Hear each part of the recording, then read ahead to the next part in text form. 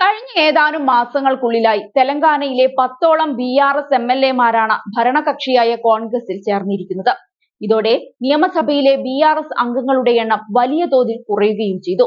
MLA-മാരുടെ നിരന്തരമായ കൂടുമാറ്റമായതോടെ വിഷയത്തിൽ നിയമപരമായ നടപടി സ്വീകരിക്കാൻ ഒരുങ്ങിയിരിക്കുകയാണ് BRS നേതൃത്വം ഇപ്പോൾ. കോൺഗ്രസിൽ ചേർന്ന തങ്ങളുടെ 10 MLA-മാരെ അയോഗ്യരാക്കണമെന്ന് ആവശ്യപ്പെട്ട് BRS ചൊവ്വാഴ്ച നിയമസഭാ സ്പീക്കർ ഖദം പ്രസാദ് കുമാറിന് അപേക്ഷ നൽകിയിരുന്നു.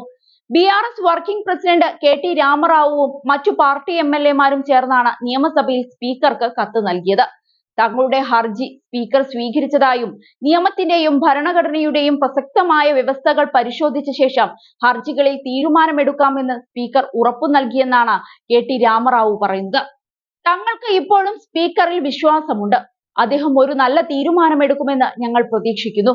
ഇല്ലെങ്കിൽ ഞങ്ങൾ സുപ്രീം കോടതിയെ സമീപിക്കുമെന്നാണ് അദ്ദേഹം മാധ്യമപ്രവർത്തകരോട് പറഞ്ഞത്.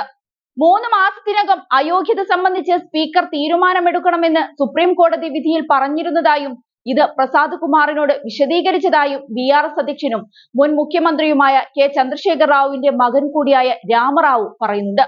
ലോക്സഭയിൽ പ്രതിപക്ഷ നേതാവ് രാഹുൽ ഗാന്ധി ഭരണഘടനയെ സംരക്ഷിക്കുന്നതിനെ കുറിച്ച് വലിയ അവകാശവാദങ്ങൾ ഉന്നയിക്കുന്നുണ്ടെങ്കിലും അദ്ദേഹം കൂറുമാറിയ MLA-മാരെ മുതുകിൽ തട്ടി സ്വീകരിക്കുകയാണെന്നാണ് രാമറാവു ആരോപിച്ചത്. BRS MLA-മാരെ അവഗണിക്കുകയും ഔദ്യോഗിക പരിപാടികളിലെ പ്രോട്ടോകോൾ ലംഘനത്തിലും BRS പ്രതിനിധി സംഘം സ്പീക്കർക്ക് പരാതി നൽകിയിട്ടുണ്ട്. കഴിഞ്ഞ വർഷം ഡിസംബറിൽ തിരഞ്ഞെടുപ്പ് നടന്നതിനു ശേഷം 10 പാർട്ടി MLA-മാർ കോൺഗ്രസിലേക്ക് മാറിയ സാഹചര്യത്തിലാണ് BRS അയോഗ്യതാ ഹർജി സമർപ്പിച്ചത്. 10 BRS MLA-മാരെ കൂടാതെ പാർട്ടിയുടെ 6 MLC-മാരും കോൺഗ്രസിലേക്ക് ചേക്കേറിയിട്ടുണ്ട്. MLA-മാരുടെ കൂറുമാറ്റത്തോടെ 119 അംഗ തെലങ്കാന നിയമസഭയിലെ കോൺഗ്രസ് അംഗങ്ങളുടെ എണ്ണം 75 ഉയർന്നു. പ്രതിപക്ഷത്തുള്ള BRS-നുള്ളത് 28 പേരുടെ പിന്തുണയാണ്. BRS-ന്റെ വിമർശനത്തിന് മറുപടിയായി കോൺഗ്രസും രംഗത്തു വന്നു. അധികാരത്തിലിരുന്നപ്പോൾ BRS മറ്റു പാർട്ടികളിലെ MLA-മാരെ ചാക്കിട്ട് പിടിച്ചിരുന്നതിനാൽ K ചന്ദ്രശേഖർ റാവുവിന്റെ നേതൃത്വത്തിലുള്ള പാർട്ടിക്ക് കൂറുമാറ്റത്തെക്കുറിച്ച് സംസാരിക്കാൻ ധാർമ്മിക അവകാശമില്ലെന്നാണ് കോൺഗ്രസ് നേതാക്കൾ പ്രതികരിക്കുന്നത്.